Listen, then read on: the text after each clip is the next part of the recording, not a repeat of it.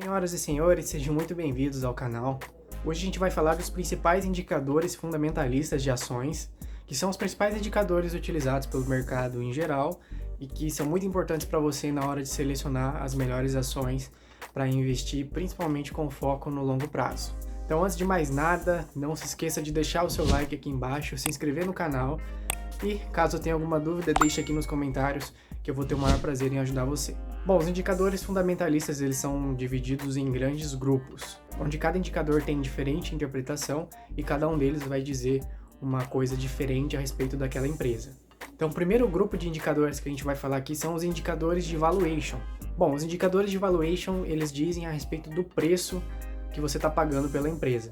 Então, quando você vai comprar um apartamento, você pode olhar o preço por metro quadrado, por exemplo, praticado numa região que você está interessado.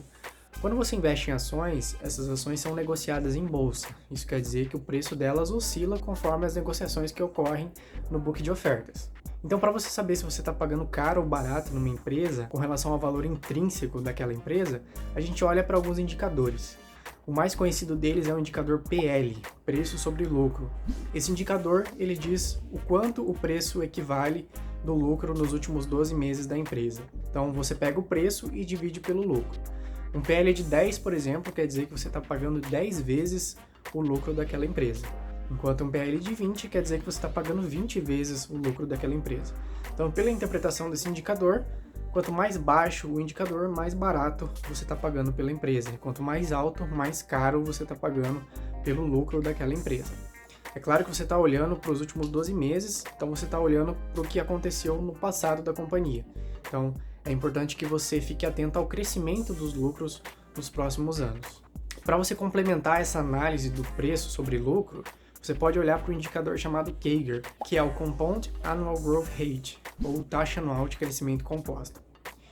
Basicamente, isso quer dizer a taxa de crescimento do lucro em uma janela de tempo. Então, por exemplo, se você pega o CAGR do lucro nos últimos 5 anos, essa taxa vai te dizer o quanto o lucro cresceu de forma composta, ano a ano, nos últimos 5 anos. Então, um CAGR de 10% nos últimos 5 anos quer dizer que o lucro da companhia cresceu 10% ao ano de forma composta nos últimos 5 anos. Quando você pega o PL e divide pelo CAGR, você tem um novo indicador chamado PEG Ratio. Esse indicador não é muito falado por aí, mas é um indicador muito importante, porque você compara o PL, que é uma coisa estática, com o crescimento da empresa, que você também está olhando para o crescimento numa janela de tempo passada, nos últimos 5 anos, por exemplo, mas você pode projetar esse crescimento para os próximos anos, por exemplo. E aí você vai olhar o quanto essa razão entre o PL e o CAGR te retorna.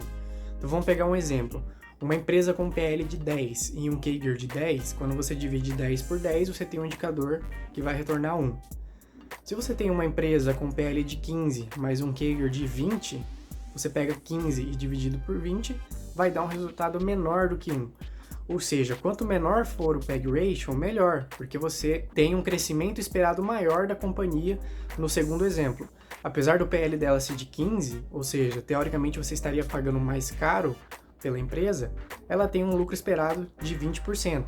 Então, você vai ter o retorno do seu investimento mais rápido do que no primeiro caso, onde a taxa de crescimento era de apenas 10%. Outra categoria muito importante de indicadores são os indicadores de rentabilidade. Nada mais são do que uma forma de você olhar o quanto a empresa é capaz de gerar de retorno a partir do capital investido na empresa. Então nós temos dois principais indicadores nessa categoria, que são o ROI e o ROIC. O ROI é Return on Equity, ou retorno sobre patrimônio líquido. Você pega o lucro líquido e divide pelo patrimônio líquido. O que isso quer dizer na prática? Bom, o lucro líquido é aquilo que sobrou da empresa depois de pagar todas as despesas, é a última linha lá do DRE da empresa. E o patrimônio líquido é o capital dos acionistas. Então, o lucro líquido é a forma como a empresa remunera os acionistas. E se você divide o lucro pelo patrimônio líquido, você tem a taxa de retorno do investimento nos últimos 12 meses. Bom, com isso, quanto maior for o ROI, melhor. Mais rentabilidade a empresa é capaz de trazer para o seu investimento. O ROI que tem uma interpretação parecida, mas nesse caso você considera também o capital de terceiros. O cálculo dele é o NOPAT dividido pelo patrimônio líquido mais o endividamento, porque nesse caso o capital de terceiros ele é remunerado através do pagamento de juros. Então você considera também o endividamento no cálculo. E antes de continuar com os próximos indicadores, não se esqueça de deixar o seu like aqui embaixo. Se você tiver alguma dúvida, comente e se inscreva no canal para você não perder os próximos vídeos que eu for postando. A próxima categoria de indicadores são os indicadores de eficiência. Os indicadores de eficiência, eles medem o quanto a empresa é capaz de trazer de retorno com base nas suas operações, né, na sua receita.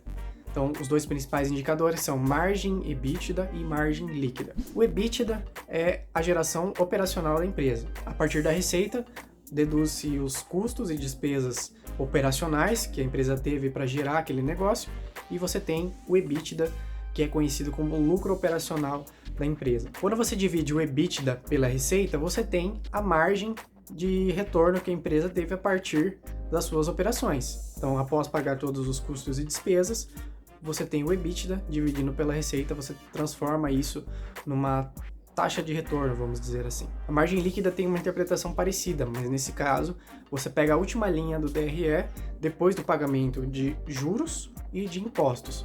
E aí você divide o lucro líquido pela receita e chega na margem líquida.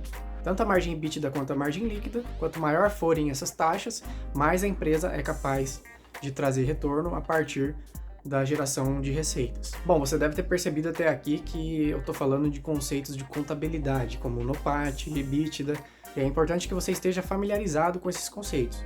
Caso você não esteja, eu recomendo que você estude um pouco mais sobre contabilidade para investidores, e caso você tenha interesse que eu grave vídeos falando sobre esses conceitos, comenta aqui embaixo que eu vou avaliar se é interessante para vocês que eu grave esses vídeos. E a próxima categoria de indicadores são os indicadores de endividamento. Esses indicadores são a maneira mais próxima, através de métricas, de números, que você consegue chegar do risco de uma empresa, olhando para a sua dívida. Quanto mais endividada uma empresa for, mais risco ela apresenta, tanto para os acionistas quanto para os credores, pois a dívida ela pode se tornar um problema caso ela esteja fora de controle ou em patamares muito altos.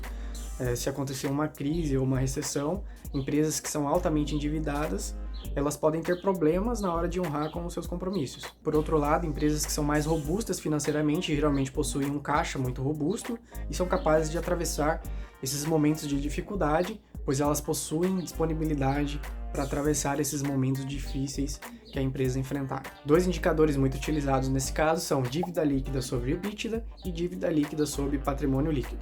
A dívida líquida sobre o EBITDA, você compara a dívida líquida da empresa com o capital investido pelos acionistas. Ou seja, essa é uma forma de você olhar o quanto a empresa está se financiando, se ela está se financiando com muita dívida ou se ela está se financiando com a maior parte do capital dos acionistas. Por outro lado, a dívida líquida sobre o EBITDA compara a dívida líquida com a geração operacional daquela empresa. Tanto a dívida líquida sobre o patrimônio líquido quanto a dívida líquida sobre o EBITDA considera-se um patamar saudável entre 2 e 3, porque você entende que essa dívida ela consegue ser quitada sem tantas dificuldades assim pela empresa.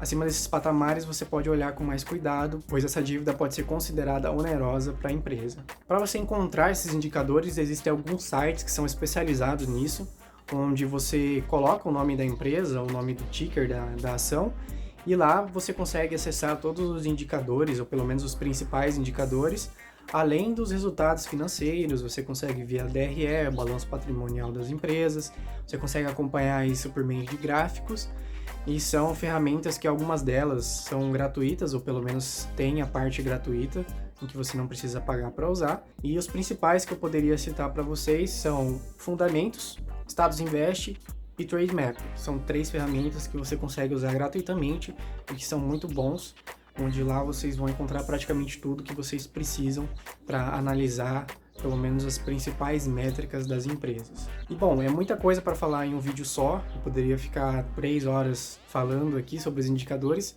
porque é muita coisa, são muitos indicadores, eu falei aqui dos principais, mas acredito que após assistir esse vídeo você está pronto para dar os seus primeiros passos aí na seleção e filtragem das ações para investir no longo prazo. Então não se esqueça de se inscrever no canal, porque eu vou trazer mais vídeos como esse para poder ajudar você na sua jornada como investidor.